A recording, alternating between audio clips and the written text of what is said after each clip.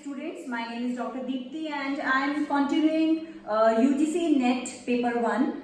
The topic is instructional materials and today I will discuss what are instructional materials, types of instructional materials and what are the factors which affect instructional materials, and at last I will discuss Edgar Dale model. आज जो मैं आपके समक्ष topic लेकर आई हूँ वो आपका जो नेट एग्जाम है, नेट JRF सेट का जो पेपर 1 है, जो कॉमन है सभी स्ट्रीम्स के लिए, टीचिंग एप्टीट्यूड का टॉपिक डिस्कस कर रही हूँ। टॉपिक है आपका इंस्ट्रक्शनल मटेरियल्स। आज मैं डिस्कस करूंगी कि इंस्ट्रक्शनल मटेरियल्स क्या होते हैं, कितने टाइप्स के इंस्ट्रक्शनल मटेरियल्स होते हैं, कौन कौन से factors selection of instruction materials को अफेक्ट करते हैं, और एक आपका एडगर डेल मॉडल जिन्होंने इंस्ट्रक्शनल मटेरियल्स के ऊपर एक मॉडल दिया था वो मैं आपके सामने डिस्कस करूंगी। देखिए, जो इंस्ट्रक्शनल मटेरियल्स होते हैं इसे हम टीचिंग लर्निंग मटेरियल्स भी कहते हैं।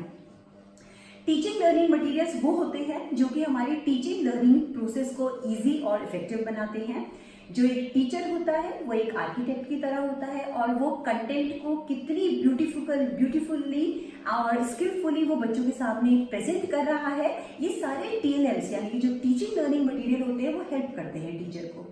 तो मैं आपके समक्ष ये सब डिस्कस करने वाली हूँ। देखिए, आपका जो टीचिंग लर्निंग मटेरियल्स होते हैं ये इतने इंपॉर्टेंट क्यों होते हैं, क्यों इनकी जरूरत पड़ती है। तो सबसे पहला जो आपका है वो है आपका मोटिवेशन ऑफ लर्नर्स, यानी कि लर्नर्स को मोटिवेट करने के लिए हमें टीचिंग मटेरियल यूज करने पड़ते हैं। बच्चे क्या होते हैं कि जब वो चीज देखते हैं तो उससे ज्यादा वो लोग मोटिवेट होते हैं और लर्निंग इससे हमारी फास्ट हो जाती है। दूसरा है आपका based on maxims of teaching. अपने प्रीवियस वीडियोस में मैं मैक्सिम्स ऑफ टीचिंग आपसे डिस्कस कर चुकी हूँ। Simple to complex, abstract to concrete, ये सब मैंने कुछ आपके सामने मैक्सिम्स डिस्कस किए थे। तो जितने भी हमारे ये टीचिंग लर्निंग मटेरियल होते हैं ये उन्हीं मैक्सिम्स पर आधारित होते हैं। तीसरा है जो आपका वो है आपका बेटर रिटेंशन ऑफ इंफॉर्मेशन। यदि हम इन मटेरियल्स को बच्चों को पढ़ाने के लिए यूज करते हैं तो बच्चे की क्या होती है कि मेमोरी में वो चीज आपकी परमानेंट एग्जिस्ट करती है, उसका जो रिटेंशन होता है वो बहुत लॉन्ग लास्टिंग होता है। Next is facilitate change in attitude. जब बच्चा टीचिंग लर्निंग मटेरियल के द्वारा पढ़ता है यानी कि टीचर जब उसको सिखाता है तो वो क्या करता है, उसके एटीट्यूड को चेंज करने में हेल्प करता है। Next is better organisation of classroom teaching. Teacher क्या करता है, टीचिंग मटेरियल यूज करने के बाद जो आपका क्लासरूम मैनेजमेंट होता है और वो उसको और ज्यादा डिसिप्लिन बनाता है। एक तो बच्चों को इंटरेस्ट आता है, बच्चे बहुत क्या करते हैं ऑनेस्टली और बहुत इंटरेस्टिंग इस चीज को देखते हैं और इससे क्या होता है हमारा जो क्लासरूम मैनेजमेंट होता है वो बहुत ज्यादा इंप्रूव हो जाता है। उसके बाद आता है आपका to facilitate holistic learning. Holistic learning का मतलब है कि जो आपके 3 प्रकार के डोमेन होते हैं, कोग्निटिव डोमेन, अफेक्टिव डोमेन और साइकोमोटर डोमेन, ये उन तीनों डोमेन को क्या करता है, फुलफिल करता है। यानी कि जो हमारी नॉलेज होती है, जो हमारे फीलिंग्स होते हैं और जो हमारे मोटर स्किल होते हैं उन सब को डेवलप करने में हमारे जो जितने भी टीचिंग लर्निंग मटेरियल होते हैं वो हेल्प करते हैं। Next is promotion of scientific temper. इसका ये मतलब है कि टीचिंग लर्निंग मटेरियल क्या करते हैं, बच्चे के अंदर एक साइंटिफिक एटीट्यूड डेवलप करते हैं। एज फॉर एग्जांपल, अगर मैं बच्चों को पोल्यूशन पढ़ा रही हूँ और अगर मैं पोल्यूशन से रिलेटेड एक वर्किंग मॉडल बच्चों को दिखाती हूँ तो उन्हें पता लगेगा कि कौन कौन से पोल्यूटेंट होते हैं जो हमारे एनवायरमेंट को पोल्यूट कर रहे हैं। तो इससे क्या होता है, बच्चों के अंदर एक साइंटिफिक एटीट्यूड डेवलप हो जाता है। उसके बाद है आपका प्रैक्टिकल एप्लीकेशंस। प्रैक्टिकल एप्लीकेशंस का मतलब होता है कि हम क्या करते हैं, लेक्चर मेथड के द्वारा बच्चों को एक थ्योरेटिकल नॉलेज देते हैं। ये जो टीचिंग लर्निंग मटेरियल होते हैं ये क्या कर रहे हैं, जब आप प्रैक्टिकली बच्चों के सामने डेमोन्स्ट्रेट कर रहे हैं तो उनको प्रैक्टिकली उसका इम्प्लीमेंट करने में हेल्प करता है। यानी कि जो उन्होंने सीखा हुआ है उसको वो क्या करते हैं, करके, यानी लर्निंग बाय डूइंग, सीख रहे हैं करके। Okay, then next is making learning fun. ये आपके टीचिंग लर्निंग प्रोसेस को यानी कि हमारे जो भी सीखने की जो प्रक्रिया होती है उसको और ज्यादा इफेक्टिव और आपका फन बना देते हैं। Then next is concept formation. इससे क्या होता है कि जो बच्चों का कॉन्सेप्ट डेवलप होता है वो बहुत ही स्ट्रांग होता है। बच्चे की जो कॉन्सेप्ट फॉर्मेशन होता है वो अच्छे से डेवलप हो जाता है थ्रू TLMs यानी कि टीचिंग लर्निंग मटेरियल। अब देखिए, जो आपका टीचिंग लर्निंग मटेरियल होता है वो हम मेनली 3 कैटेगरीज में डिवाइड करते हैं। सबसे पहला है आपका ऑडियो इंस्ट्रक्शनल मटेरियल, दूसरा आपका विजुअल इंस्ट्रक्शनल मटेरियल और तीसरा है आपका audio visual instructional material. Audio instructional material में हम वो मटेरियल यूज करते हैं जो हम सिर्फ सुन सकते हैं, जैसे कि आपका रेडियो हो गया या किसी की आपकी साउंड क्लिप हो गई, तो ये सब क्या आपके ऑडियो इंस्ट्रक्शनल मटेरियल हो गए। दूसरा है आपका विजुअल इंस्ट्रक्शनल मटेरियल।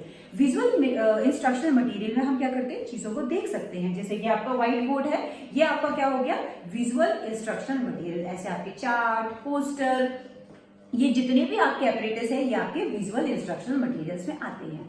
तीसरा है आपका ऑडियो विजुअल इंस्ट्रक्शनल मटेरियल, जिसमें आप सुन भी सकते हैं, देख भी सकते हैं, जिसमें आपका टेलीविजन आ गई, आपकी मूवीज आ जाती हैं, ठीक है। तो ये सब आपके ऑडियो विजुअल इंस्ट्रक्शनल मटेरियल आ गए।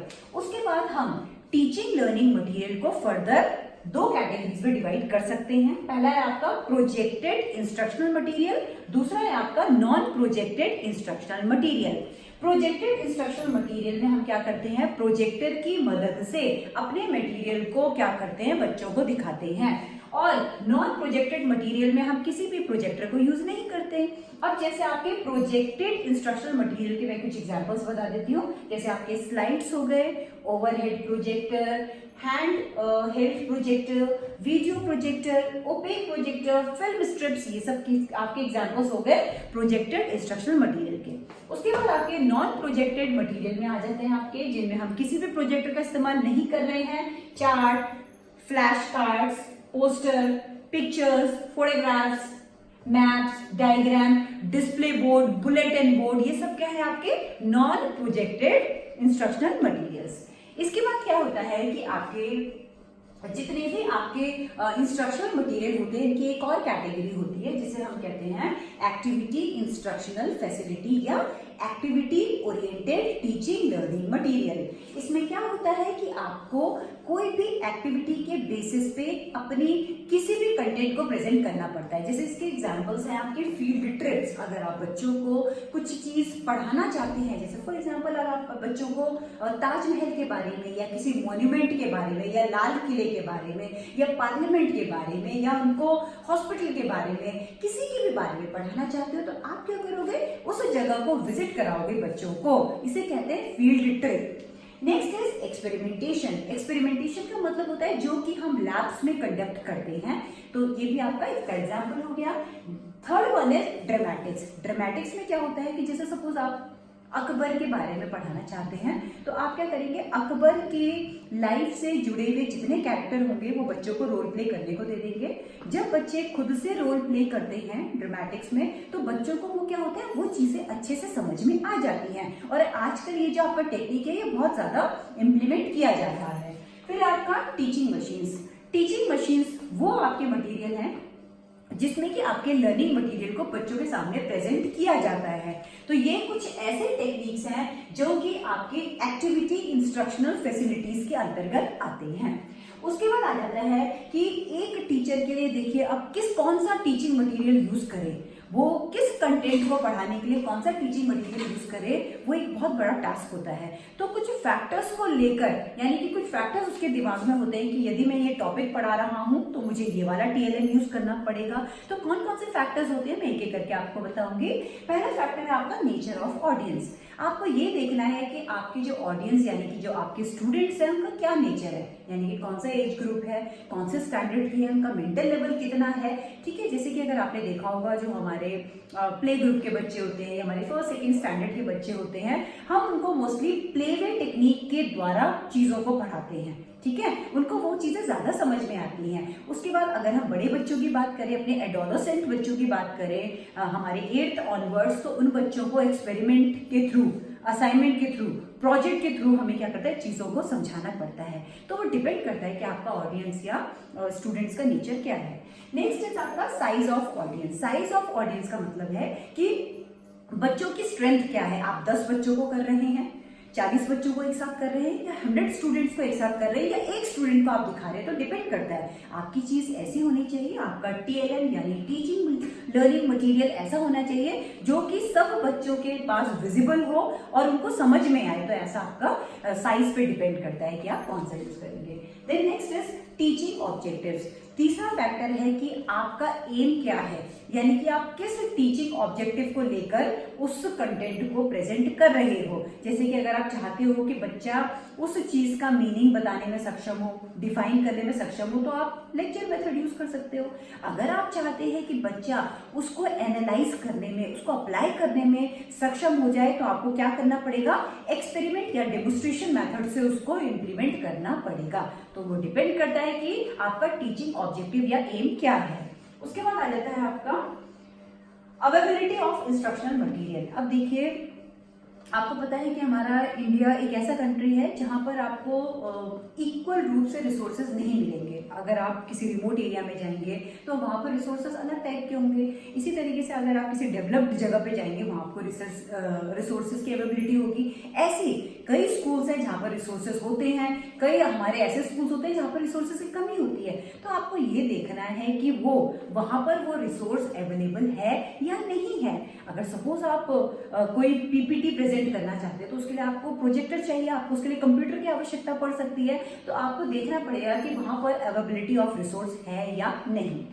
इसके बाद आता है रिलेटिव कॉस्ट। आप ऐसा कोई टीचिंग लर्निंग मटेरियल या इंस्ट्रक्शनल मटेरियल नहीं यूज करेंगे जो बहुत ज्यादा कॉस्टली होगा। ठीक है, आपका जो हमेशा मटेरियल होना चाहिए वो आपका बहुत ही ऑप्टिमम जो यूज ऑफ रिसोर्सेज होना चाहिए, मतलब अकॉर्डिंग टू द कंडीशंस होना चाहिए। तो वो डिपेंड करता है कॉस्ट पे। देखिए, अब एक एडगर डेल करके एक आपके एजुकेशनिस्ट थे, एक स्कॉलर थे। इन्होंने 1960 में एक कोन ऑफ एक्सपीरियंस करके मॉडल दिया था। इन्होंने कहा था कि जो टीचिंग लर्निंग मटेरियल यानी जो इंस्ट्रक्शनल मटेरियल होता है, उन्होंने इसको एक कोन ऑफ उस पे ट्रायंगुलर फॉर्म का एक कोन दिया था।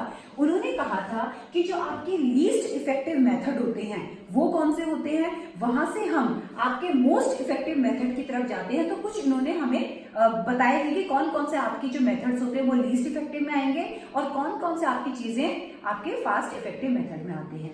तो उन्होंने जो सबसे पहला बताया था कि जो आपका टीचिंग लर्निंग मटेरियल या इंस्ट्रक्शनल मटेरियल जो आपका लीस्ट इफेक्टिव मेथड माना जाता है वो है आपका रीड टेक्स्ट। जब हम एक रीडिंग करने को बच्चों को दे देते हैं तो वो बहुत ही लीस्ट इफेक्टिव होता है। दूसरा उन्होंने लीस्ट इफेक्टिव बताया था आपका लिसन टू लेक्चर। जब हम लेक्चर देते हैं, बच्चा खाली उसको सुन रहा है, तो वो भी आपका लीस्ट इफेक्टिव इंस्ट्रक्शनल मटेरियल माना जाता है। और इन्होंने कहा था कि जो आपका रीड टेक्स्ट और लिसन टू लेक्चर होता है, इससे जो बच्चा होता है वो खाली डिफाइन, एक्सप्लेन और चीजों को समझने में ही सक्षम होता है।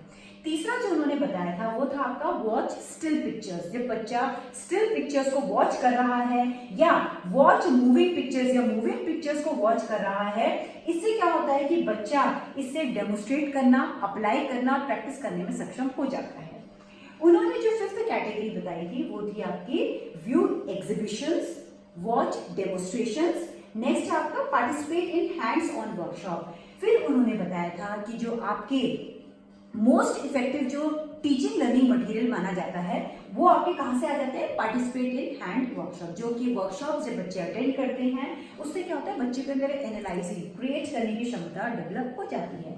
नेक्स्ट उन्होंने बताया था रोल प्ले अ सिचुएशन। जब बच्चा किसी भी सिचुएशन में रोल प्ले करता है खुद को, वो भी आपका एक बहुत ही इफेक्टिव इंस्ट्रक्शनल मटेरियल माना जाता है। नेक्स्ट इज मॉडल और स्टिमुलेटर रियल एक्सपीरियंस। जब बच्चा किसी अपने रोल मॉडल को रियल एक्सपीरियंस करके देखता है, वो भी क्या होता है आपका अच्छा इफेक्टिव इंस्ट्रक्शनल मटेरियल माना जाता है। लास्ट उन्होंने बताया था डायरेक्ट पर्पसफुल एक्सपीरियंस, यानी कि जब बच्चा किसी रियल चीज यानी रियल घटना को देखता है अपनी आंखों से, तो वो आपका मोस्ट इफेक्टिव आपका इंस्ट्रक्शनल मटेरियल माना जाता है।